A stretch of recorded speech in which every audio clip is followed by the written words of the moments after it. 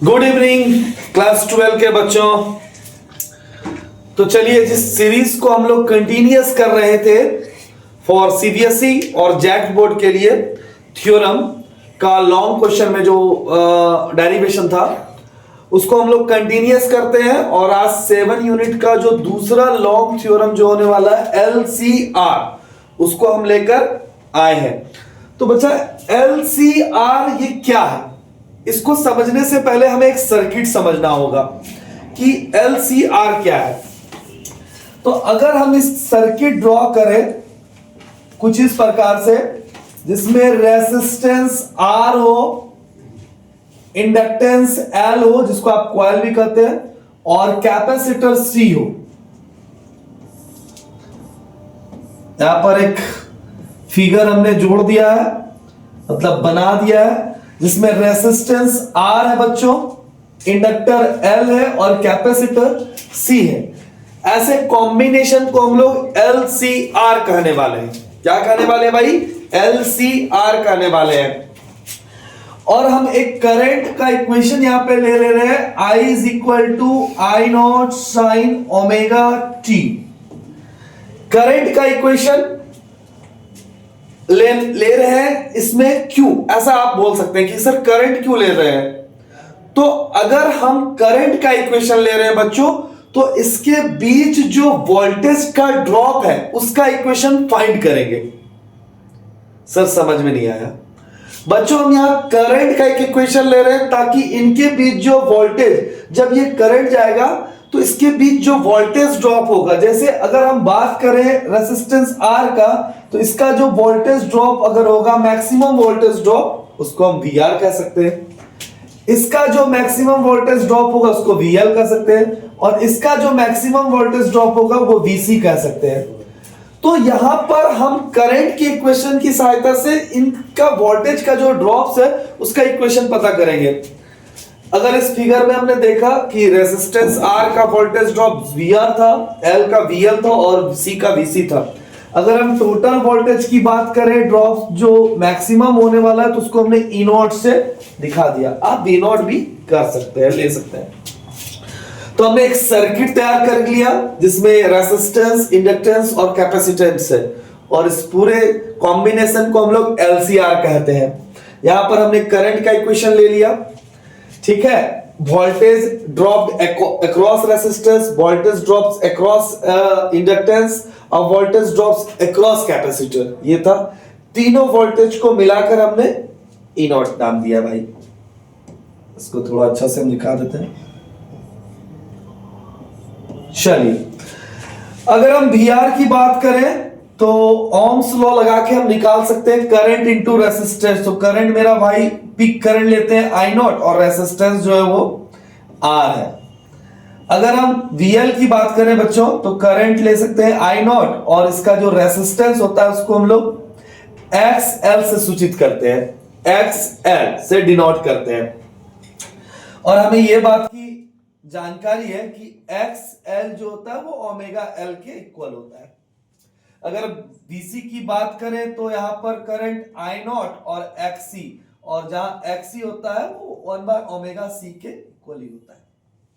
तो हमने voltage drops को करंट के केस में, पीक करंट के केस में यहां पर लिख लिया, ओम्स लॉ लगा के यहां पर लिख लिया। अब हमें क्या करना है, मेनली फेजर ग्राफ खींचना है, फेजर डायग्राम खींचना है। फेजर डायग्राम की सहायता से हम क्या करेंगे, एक वोल्टेज का इक्वेशन निकाल लेंगे, वोल्टेज और करंट में एक संबंध ढूंढ लेंगे, रिलेशनशिप ढूंढ लेंगे। कैसे सर? तो हम जानते हैं वाई एक्सिस पे जो कंपोनेंट होगा, वाई एक्सिस पे जो कंपोनेंट होगा बच्चों, और एक्स एक्सिस पर जो कंपोनेंट होगा, उस दोनों का जो मैन कह सकते हैं रिजल्टेंट जो होगा, वो डायग्राम खींचे। तो फेजर डायग्राम जो है कुछ इस प्रकार से हम खींचने वाले हैं।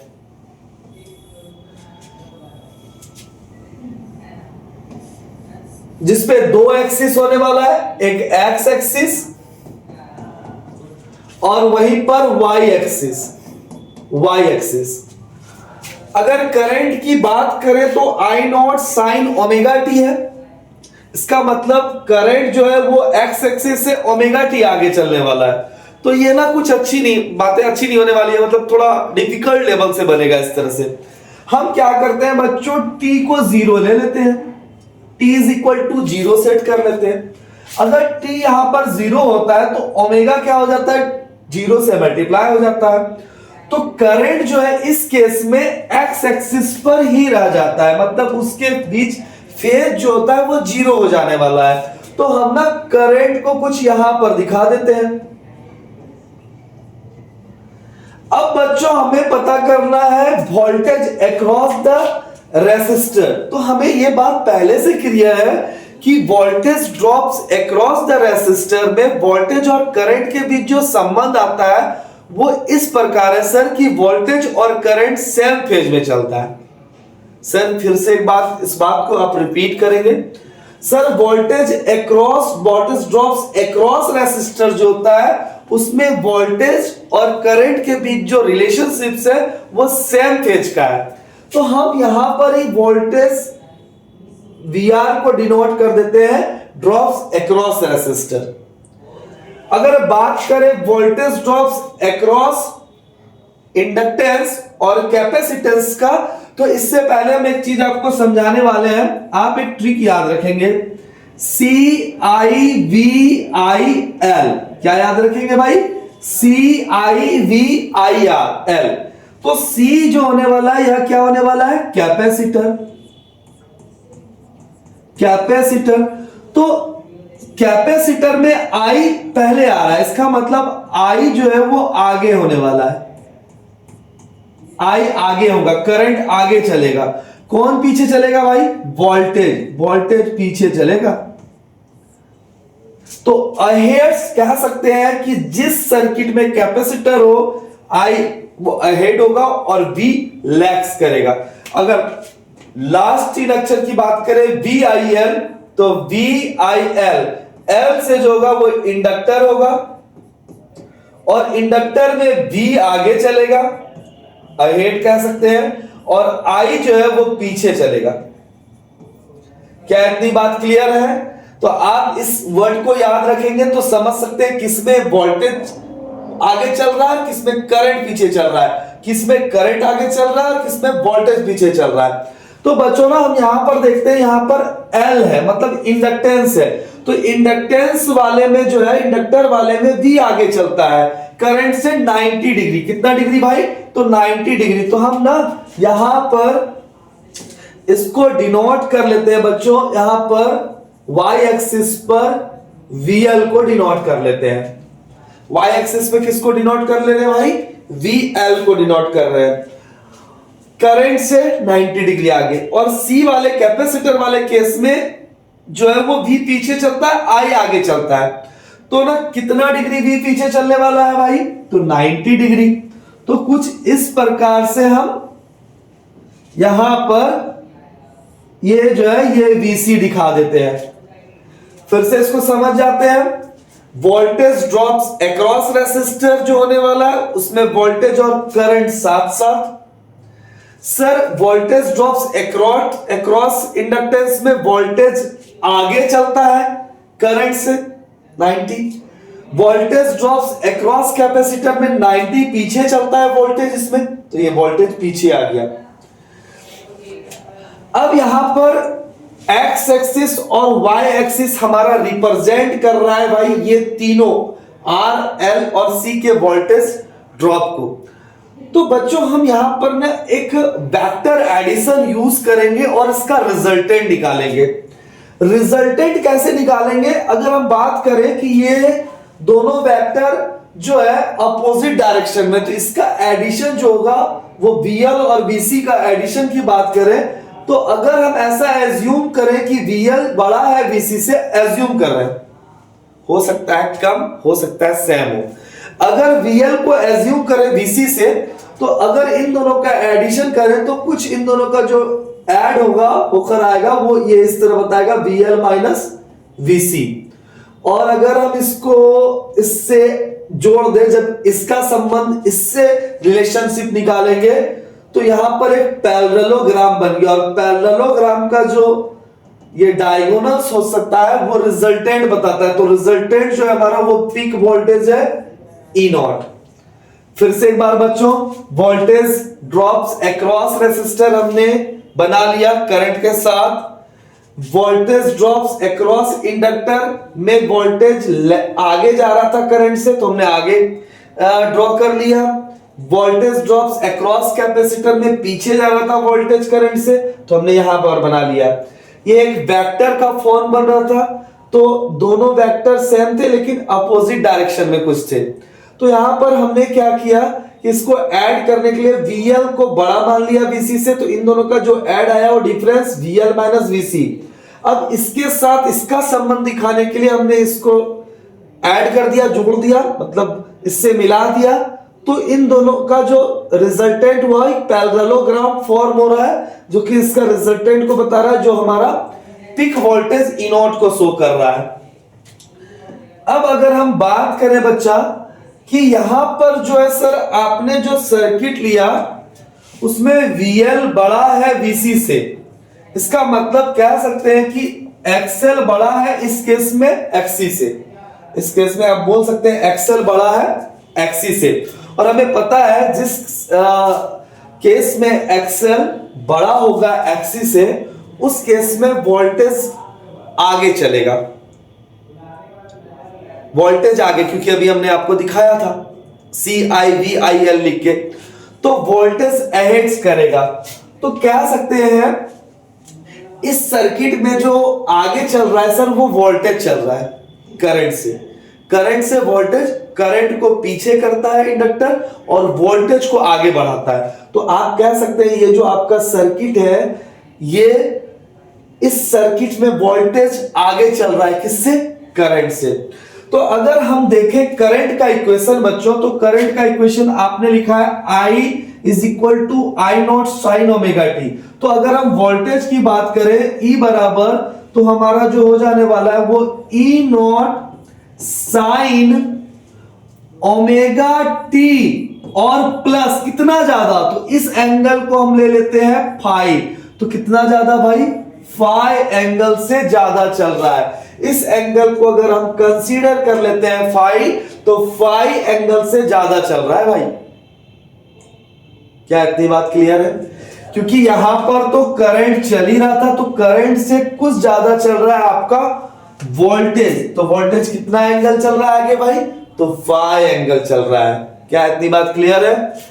अब बच्चों ये पिक जो वोल्टेज है ई नॉट, इसका अगर हमें मैग्नीट्यूड निकालना है, इसका मैग्नीट्यूड निकालना है, तो मैग्नीट्यूड के लिए हमें जो वेक्टर का एडिशन होता है R is equal to a square plus b square और प्लस 2ab cos थीटा लेना होगा, जहां R जो है रिजल्टेंट जो है आपका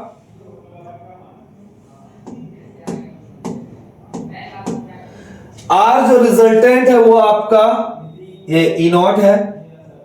अगर हम A इसको बात कर रहे हैं तो यहां से कह सकते हैं VR का स्क्वायर प्लस B जो है वो इसको ले लेते हैं, इसको ये वाला पार्ट को, तो VL, क्योंकि ये दोनों का ये ग्राफ है, तो VL माइनस VC का स्क्वायर, और एंगल तो यहां पर 90 डिग्री बनने वाला है बच्चों। तो यहां पर जब 90 पुट करेंगे तो ये तो पूरा कैंसिल हो जाएगा।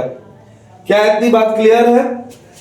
अगर हम यहां पर इसको सॉल्व करें और कुछ इसको इस फॉर्म में करंट के फॉर्म में लिखे, तो VR के बदले हम लिख सकते हैं आई नॉट एक्सएल और VC को लिख सकते हैं आई नॉट XC। अगर इसको हम सॉल्व करें बच्चों, तो यहाँ पे ई नॉट हो जाने वाला है, यहाँ पर आई नॉट का स्क्वायर R स्क्वायर, और अगर इसको A माइनस बी का होल स्क्वायर में तोड़े तो A स्क्वायर, तो A की जगह आई नॉट का स्क्वायर, एक्सएल का स्क्वायर माइनस 2ab, तो 2 आई नॉट का स्क्वायर एक्सएल इंटू XC और प्लस B स्क्वायर, तो B की जगह आई नॉट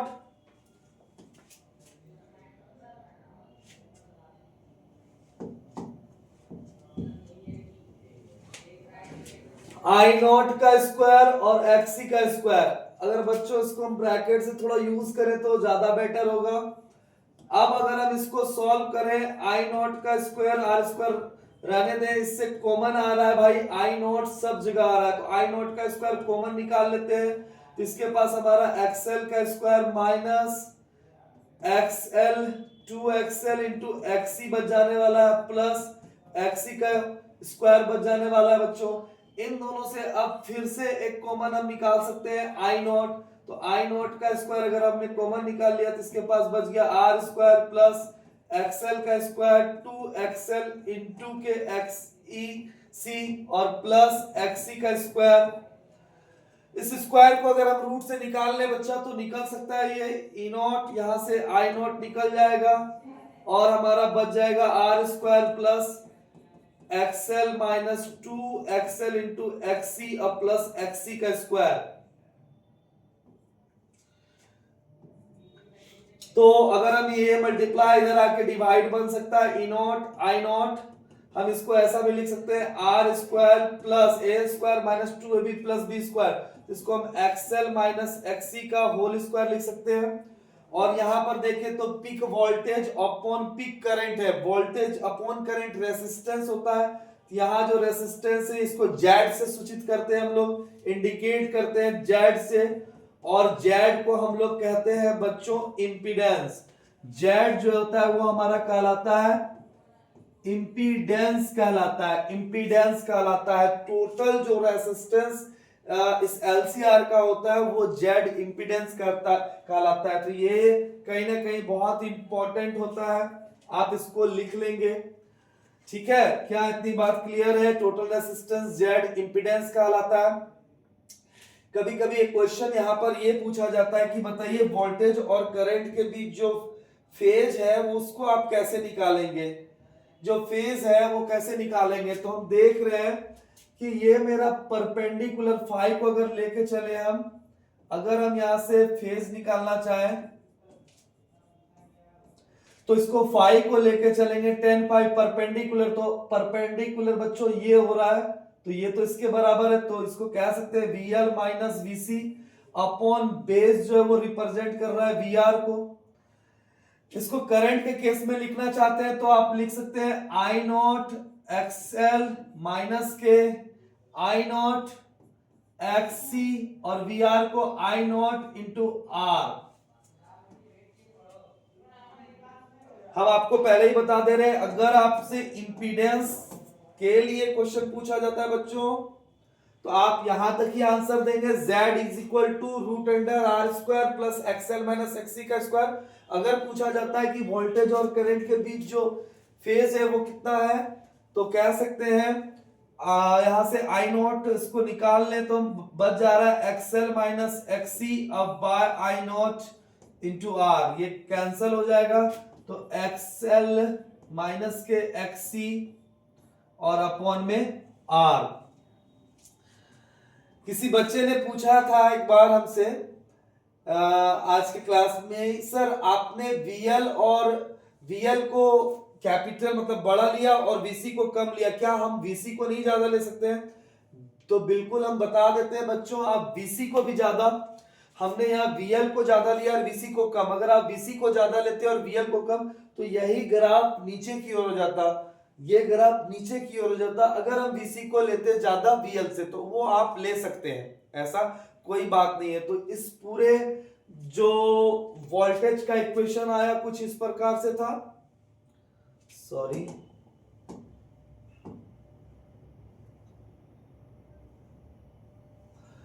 वोल्टेज का इक्वेशन ये आया हमारा LCR में, जहां Z इंपीडेंस आया, टोटल रेसिस्टेंस को हमने रिप्रेजेंट कर दिया, यहां से हमने फेज एंगल निकाल लिया। तो अगले क्वेश्चन में फिर मिलते हैं, तब तक के लिए गुड नाइट।